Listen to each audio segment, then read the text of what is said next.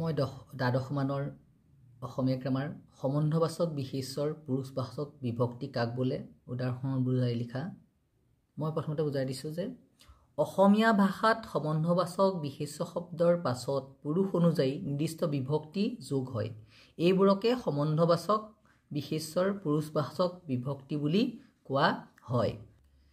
এই সম্বন্ধবাচক বিশেষ্যৰ পুৰুষবাচক বিভক্তিবোৰ ব্যৱহাৰ বা যুক্ত নকৰিলে অসমীয়া ভাষাত বাক্যবোৰ শুদ্ধ নহয়। এই সম্বন্ধবাচক শব্দৰ পাছত যোগ হোৱা পুৰুষবাচক বিভক্তিসমূহ হ'ল ৰা বা এৰা, ৰ বা এৰ, ৰ, ক বা এক।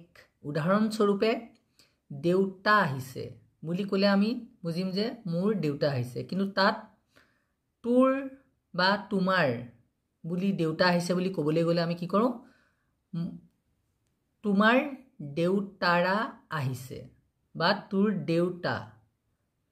দেউতাৰ আহিছে বুলি কওঁ। এই যে ৰ বা টো লাগিল, এইটো কি বুলি কোৱা হয়?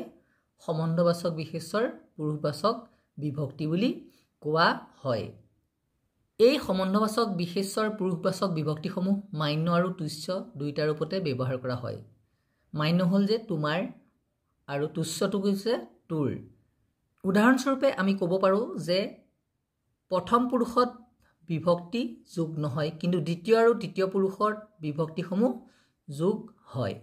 দ্বিতীয় পুৰুষৰ মান্যত তোমাৰ, তাৰপিছত তুচ্যত তোৰ, তৃতীয় পুৰুষত তাৰ আৰু তাইৰ, তুচ্যত হয়।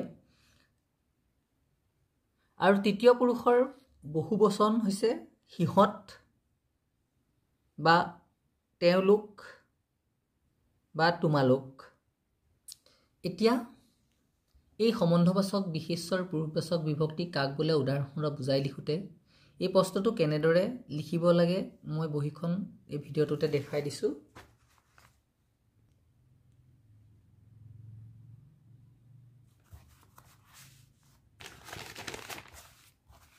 ভিডিঅ' কৰিব ভালকৈ নাজানো যদিও মই আজি ল'ৰা ছোৱালীকেইজনৰ অনুৰোধত এই ভিডিঅ'টো কৰি দিছোঁ।